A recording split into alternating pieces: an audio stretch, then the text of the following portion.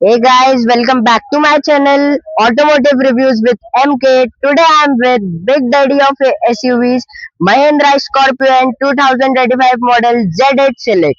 So आज हम बात करने वाले हैं Scorpion Z8 Select मॉडल की. तो अपन सबसे पहले इसके की फीचर्स पे आ जाते हैं. यहाँ हमें lock, unlock and follow me का ऑप्शन मिल जाता है. And so let's go with front features. Let's go. And यहाँ हमें प्रोजेक्टर बेस्ड हेडलैम्प्स मिल जाते हैं. एंड यहाँ क्रोम डिजाइन में ग्रिल मिल जाएगी. And normal. So let's start with ORVMs. यहाँ हमें ऑटो फोल्ड ORVMs नहीं मिलते क्योंकि Z8 सिलेक्ट में नहीं मिलते, Z8 T में मिलते हैं और Z8 L वेरिएंट में मिलते हैं. एंड यहाँ हमें लेट्स गो विथ इंटीरियर. यहाँ हमें नॉर्मल लेदरेट का फिनिश का मिल जाएगा interior. And normal chrome design में हैंडल मिल जाते, क्रोम हैंडल्स. एंड यहाँ हमें one touch up and down window. And यहाँ ऑटो एडजस्टेबल मिरर्स मिल जाएंगे. So let's go with this. One सेक.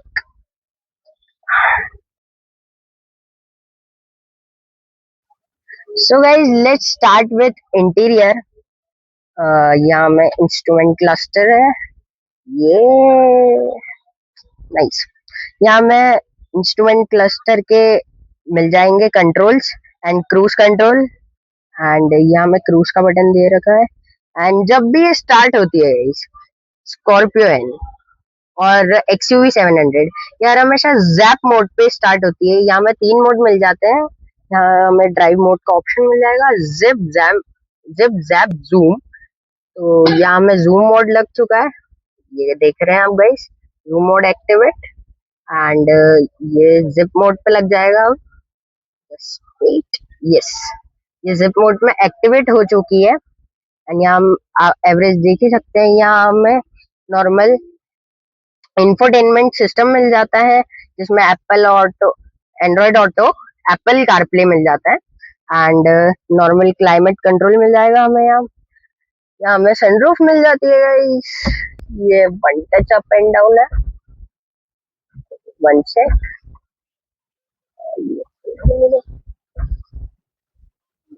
एक.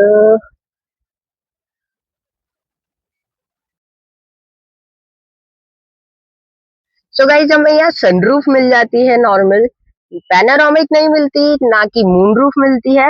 यहाँ हमें नॉर्मल सनरूफ मिल जाएगी. एंड यहाँ हमें मैनुअल क्लाइमेट कंट्रोल मिल जाएगा. एंड यहाँ हजार्ड लाइट का button, traction control on end of. And down hill mode मिलता है इसमें गाइस. एंड यहाँ auto start stop and drive mode तो आपको बता ही दिए. लेट्स. और यहाँ हमें 6 स्पीड गियर मिल जाएंगे. So let's go with interior.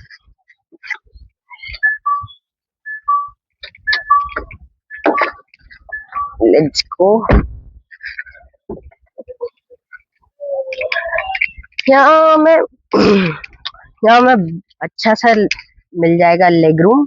And यहाँ भी मैनुअल क्लाइमेट कंट्रोल मिला है पीछे बैक साइड में. एंड यहाँ लेदरेट सीट्स अवेलेबल हो जाती है. And again let's go at the boot space.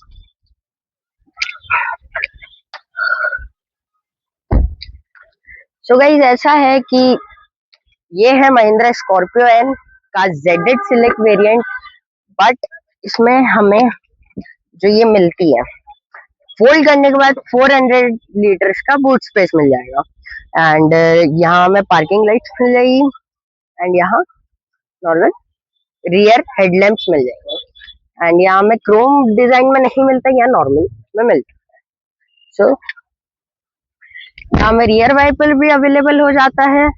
And let's go.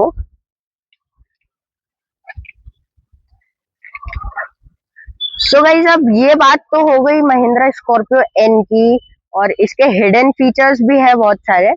सो मैं आपको नेक्स्ट पार्ट में बताता हूँ वो. Thank you so much. Bye bye.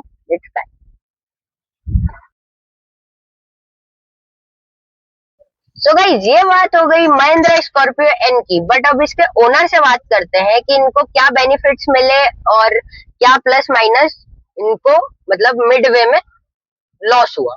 सो ये है मिसेस कल्पा कानूनगो, मेरी भाभी। तो ये है महिंद्रा स्कॉर्पियो एन की ओनर। तो अब इनसे पूछते हैं कि इनको क्या क्या मिले बेनिफिट्स और लॉस। भाभी, आपको एवरेज कितना देती है ये कार?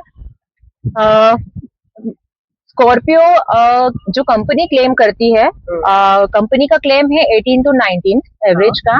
बट ये सिटी में अगर हम बात करें, मैं इंदौर में ड्राइव करती हूँ, तो सिटी में ये इसका एवरेज 10 टू 11 9 10 के अप्रॉक्स रहता है। अच्छा। और हाईवे पे इसका जो एवरेज जाता है वो 12 13 के अप्रॉक्स जाता है, उससे अबव नहीं जाता है।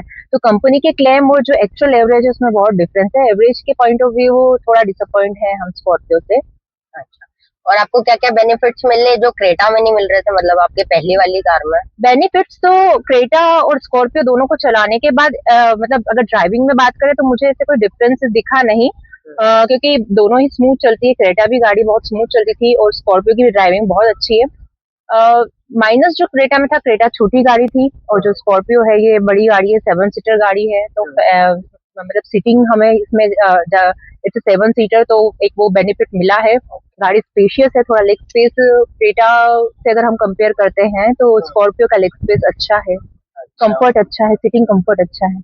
अच्छा, और मतलब आपको लेग स्पेस और वो सब का तो बता दिया आपने, बट आपको मतलब फ्यूल इकोनॉमी और उसमें क्या डिफरेंस मिला नहीं, मतलब? क्रेटा का एवरेज अगर देखें तो क्रेटा जितना कंपनी क्लेम करती थी, क्रेटा अप्रोक्स उतना एवरेज देती थी। क्रेटा में हमें एवरेज की प्रॉब्लम नहीं आई। Fuel economy point of view Creta अच्छी गाड़ी थी। बट स्कॉर्पियो में तो हाँ, एवरेज का प्रॉब्लम है, तो वो तो दिक्कत है स्कॉर्पियो। हाँ हाँ, आपकी फैमिली को क्या क्या बेनिफिट्स हुए, मतलब घर वाले को? फैमिली को बेनिफिट यही है कि स्पेशियस गाड़ी है, बहुत कंफर्टली बैठ पाते हैं। जो पीछे की सीट्स है वो किड्स फ्रेंडली है, तो किड्स शिफ्ट हो जाते हैं पीछे।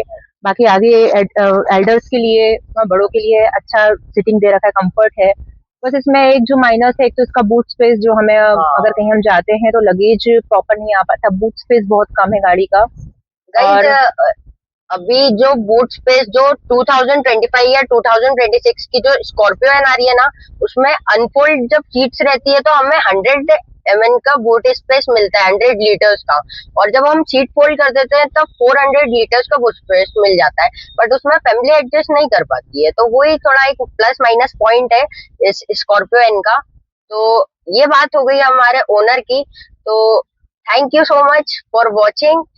वेल,